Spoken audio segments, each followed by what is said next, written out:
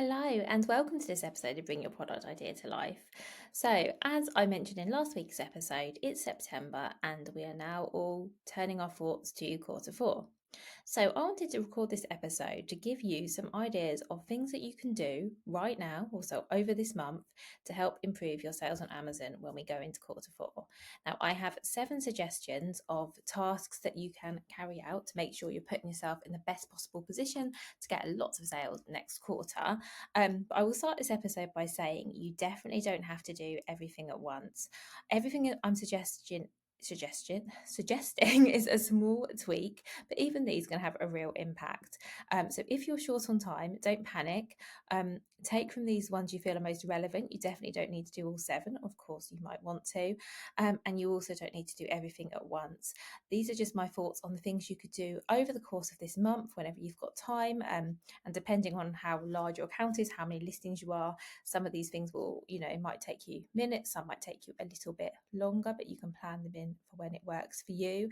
And I really hope that some of these suggestions will make a real difference for you. So, the first thing I would like to suggest is having a look at your product titles. So, I spoke in an episode a few weeks ago about how Amazon have changed their title requirements. So, I'm not talking about that, but hopefully you remember that episode. If not, just to give you a recap, title requirements on Amazon have now changed, and Amazon is suppressing listings where the titles don't meet these new standards. So, that's definitely something to go away and look at if you're not sure if your titles are compliant or not, because you don't want to be getting any suppressed listings ahead of quarter four. And if you need to go back to that episode, I'm just checking which one that was for you. That was episode 291, and I talk in a lot more detail about what's changed and what you need to do to ensure you stay compliant. But what I want to suggest today is more around thinking about how well your product title is working for you. Because when a customer searches on Amazon, they see 2 things in the search results. Well, actually, they see lots of things in terms of products. They see lots and lots of products, but they only see 2 things for each product, and that is the main image and the title. So, what I want to suggest is that you review your product titles and make sure that they are clear, they're relevant, and they help customers understand what they're buying. And one of the best ways you can do this is to make sure that your most important features of your product, or the biggest benefits of your product, are included towards the front of your title, because as you'll know, titles get cut off in search. So I'm not suggesting a rewrite of all of your titles, but it might be you might want to look at them and think, like I remember when I was at school doing this lesson about writing for a newspaper, and we had to do this assignment. This is when I was in high school, and part of the assignment was about writing headlines and about pulling out the most key pieces of information. There was an example, and I wish I prepared this one a little bit more to give the exact example that it gave us. But it was something about the story was about a snow day and the fact that schools were going to be closed and the weather was going to be terrible. And the teacher asked us, if you were writing this for a school magazine, what would your headline be? And we all came up with these really clever headlines. And then she said, well, think about your audience. The thing that they most want to know is the fact that school's closed. That should be your headline. And so hopefully that very strange analogy has explained a little bit of what I'm talking about here, which is that what is the key thing your customer needs to know about your product? Is there a special feature that makes it unique? And if so, is that information A, in your title? And B, if it is it up front where it's not going to get cut off in the search results? Because, you can, lots of people lead with their brand name or the model name of the product, but actually think about, what does a customer need to see when they're looking at the search results? What's going to entice them to click through to your product? What is the key information right there up front in the title where they can see it alongside the image? And my second thing I'm going to suggest you have a look at is your images. So your main image, as I've just said, really impacts on your click-through rate along with your title. So it might be that this is a good time to review your main image, make sure that it's a high enough resolution. Think about, have you been using this same image for a long time? So if you've never changed your main product image, well, it might be that you haven't changed it and it's great and it's working for you. But if sales aren't perhaps where you'd like them to be, have you thought about just switching out your main image? It obviously has to be your product on a white background, but would you like to try showing it from a different angle, for example? Is there a different feature? Could it be a bit more cropped so there's not as much white space around it. This is definitely something you can trial this month.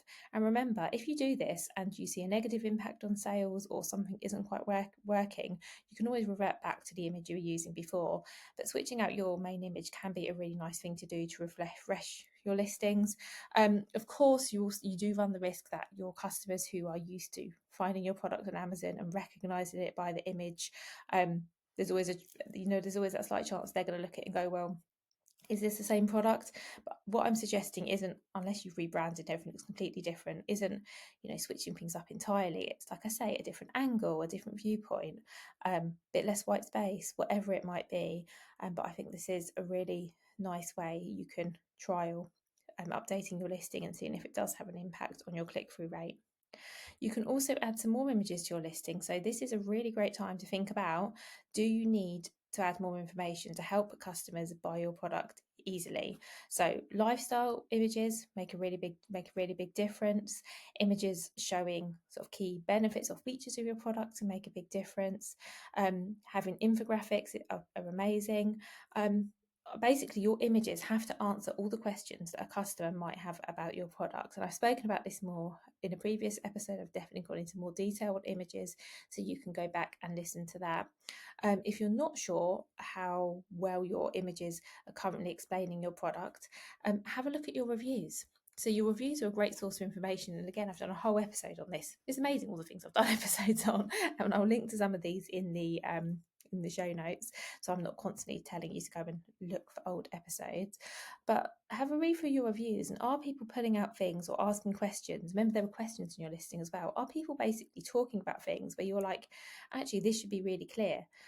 If you feel it should be really clear but your customers don't feel it's really clear, then something is missing. And yes, your bullet points are really important, and we'll come on to those in a moment.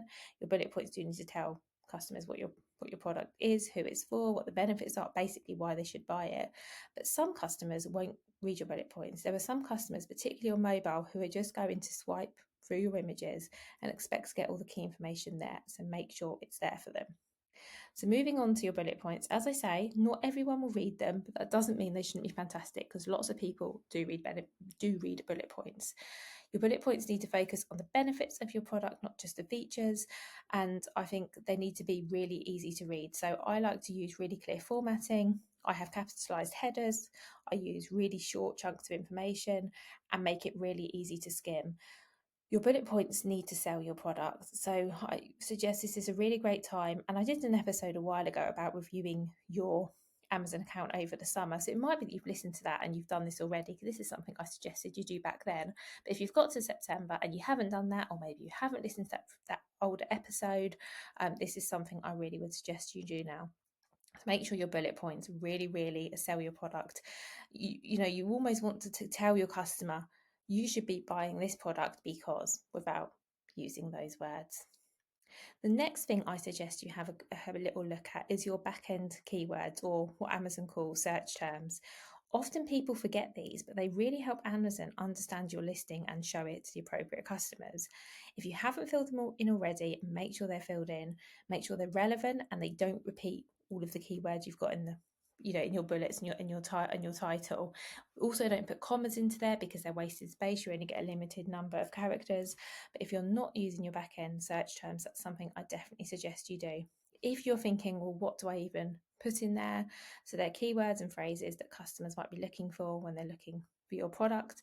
If you're not sure what to use, you can use your brand analytics. I spoke about these in detail in episode 291, and I will do another episode shortly giving you a bit more information about brand analytics and how you use them. But basically, you can get some information in there about what customers are searching for that's bringing them to your listing. That's really useful. It will show you how well you're ranking for all of these keywords and search terms as well. And you could definitely improve your listings by putting some of the key ones into your listing text and your title, but also into the back end search terms as well. So the next thing I suggest you take a look at is your pricing. And this one might not take you very long. Maybe you're really confident in your pricing. Maybe you've been offering the same price on Amazon for a long time. Although I will say, if you've been selling your product on Amazon for the same price for a long time, could you put it up slightly? There's no reason why not, particularly if your product adds value, you've got great reviews and you're confident in a slight price increase. I work with one brand who increases their price. They sell in the US and they increase it by 50 cents every quarter.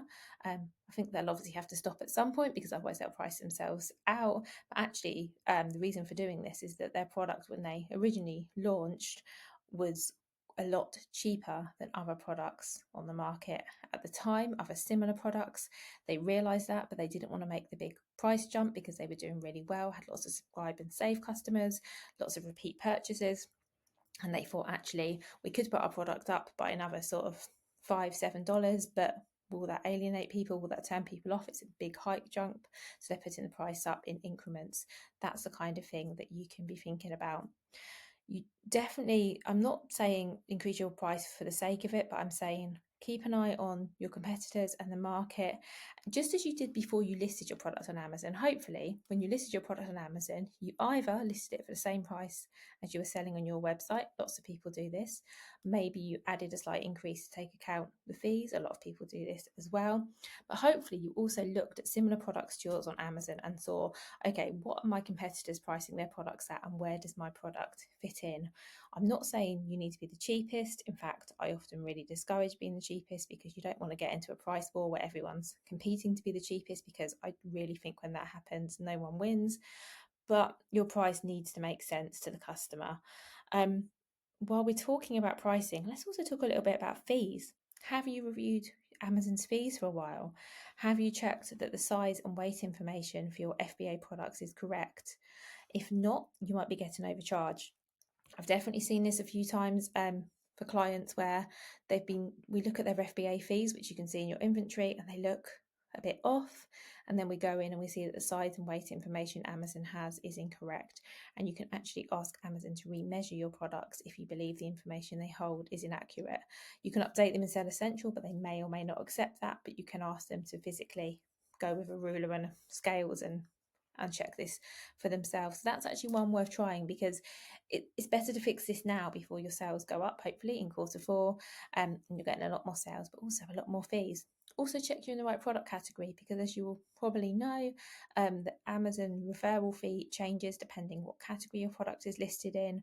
Check you're in the correct category, because again, I've seen instances recently where Amazon has moved a product from one category to the other. They don't always tell the seller, so that's a bit of a warning for you. Go and have a look at that as well, because you might find you've been moved into a category that either isn't appropriate, you're like, why is my product here? Doesn't make any sense. Or a category where the fees are slightly higher than the category that you could or should be listed in. So these are just a couple of things to check. None of this is to scare you, by the way, and I'm not saying for a minute that any of this will have happened to you. These are just some suggestions if you have a bit of time and you just want to check that everything's in order before you go into the busy time of year, because what you don't want is to find things like this out in mid-November, because then it's going to be a headache, let's face it. Hopefully by then you're making lots of sales on Amazon and everywhere else you sell, you're super busy. The last thing you're going to want to do is fix some of these, like, what are quite small issues in terms of getting fixed, but also quite a headache for you. So I'm just trying to save you a bit of time and headache and hassle by suggesting if you have a minute, it's a really great time to look at this now. And as I said, if you did my summer audit, some of this you would have done already. And let's now talk about fulfillment. So if you are not using FBA, is that something you want to offer for quarter four? So I do work with brands who use FBM, so they fulfill their own orders on Amazon year round. And then when it comes to like the busy set key selling periods of the year, so quarter four, perhaps Mother's Day, Father's Day, depending on the products they sell, they either send in stock for FBA or they send in additional stock for FBA. I really think it's worth thinking about your delivery, how you're going to set up your delivery for quarter four before it starts. Another thing is, if you are using FBA now, do you need to have an FBM option too? I like having both, because if you go out of FBA stock, this could have a really big impact in quarter four, bigger than any other time of the year, because the warehouses are so busy.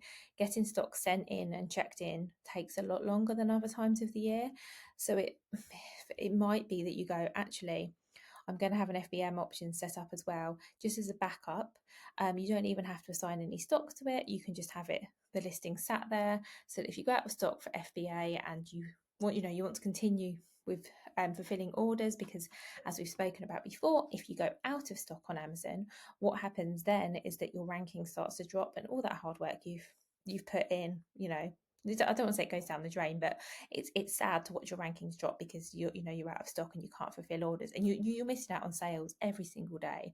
But if you have an FBM order and you can just allocate some stock for that, and you can either fulfill orders yourself or do it from a third party fulfillment center or whatever you do for that week or however long it takes to get stock in, that can really help you over that period. All of this is doable, but I'm just suggesting you think about it now. So also think about your stock for Q4. Do you have enough in the warehouse? Because now is also a really great time to start sending it in. If you can send in enough stock now to last you for the last quarter of the year, or estimate what you might need, you'll feel so much relief in November when you like, actually, I've got enough stock and it's going to see me all the way through. What you don't want is to get to mid-November, panic and think, oh my gosh, I'm going to run out sooner than I thought. What am I going to do? Do I need to set up some FBM orders? Should I send some more stock in? Will it get there in time? Basically, if you listen to last week's episode, what I'm all about this month is saving you headaches in the future and really helping you to think a little bit ahead and plan a little bit ahead, so that your future self really helps you, because everything goes really, really well because you thought about it. If something happens, don't worry, you've got a solution. You thought about it in September, it's all good. Now, the final thing I'd like you to think about in September is your advertising. As I've spoken about before, a small advertising budget can go a long way if your listing is optimized. So if you're not confident that your listings are as good as they could be, I wouldn't suggest sending traffic to them, especially if you haven't been doing it for the rest of the year. However, once your listings are in good shape, I think ads are a great way to drive traffic to your listing, Amazon advertising in particular. So it might be that if you haven't been running ads, or you have previously, but you've turned them off for some reason, and you were thinking, okay, we're going to run ads again in Q4, it might actually be a good idea to turn them back on now while it's in September, just to see how they go. Few reasons really. One, it gives you a chance to test what's working and see what keywords are converting, maybe optimize your campaigns a little bit. Also, bid amounts in September are usually slightly lower than they are as we go later into the year, so it'll be a little bit cheaper for you. So those, I think, are two really good reasons. And also, if you are running ads already, again, check in on them, see how they're doing. I have an episode all about Amazon advertising. I'm trying to see which episode number it is, because I do not remember these off the top of my head. What I would do, I will link to this in the show notes. That's probably the most useful thing for you. All about how to optimize your ads, because again, if you've got ads running on Amazon and you haven't looked at them in a couple of weeks or months, hopefully you haven't done that, because that always scares me, because who knows what you spent, what your return is. But don't worry, it's not too late. Go in and have a look this month, get everything tidied up, close down any campaigns that aren't working, shut off anything that isn't working, tweak your bids, do whatever it is you need to do to get those campaigns working really well. And again, if you do it in September, you will be really pleased with yourself when we get later into the year. So to summarize, I think doing some of these things now will help you with perform better in Q4, because you'll be setting yourself up to hopefully get more visibility, better click-through rate and more sales.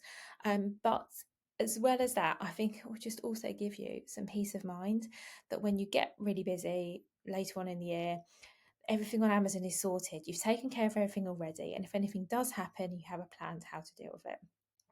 So if you need more support, I offer a full Amazon account audit. So this is more suitable if you have quite a large Amazon account, you have quite a lot of products. I can do a full account audit and I can let you know, because obviously these are just generic things I'm suggesting that will hopefully work for you.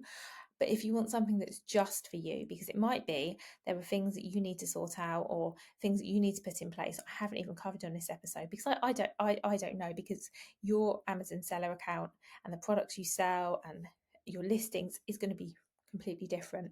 So I offer a full account audit where I go into everything in great detail and I give you all of my suggestions. And when I say all of my suggestions, you usually get at least a page of things that you can change right now to improve your sales on Amazon. Or if that sounds a bit much, maybe you've only got a few listings, you haven't got quite as large account, you can book a power hour with me and we can go through this and anything else in a bit more detail. So if you'd like to book any of those or just find out more, you can go to vickyweinberg.com, and that my website is also always linked up in the show notes as well. And yeah, if you have any questions, you can always get in touch, vickyweinberg.com. I'd love to help you. And I'm going to be back on Friday with another interview. And then next week, I'm going to talk specifically about your Amazon product listings and go into a bit more depth about what you can do to them to get them in a great shape for the next quarter. So thank you as always for being here, and see you next week.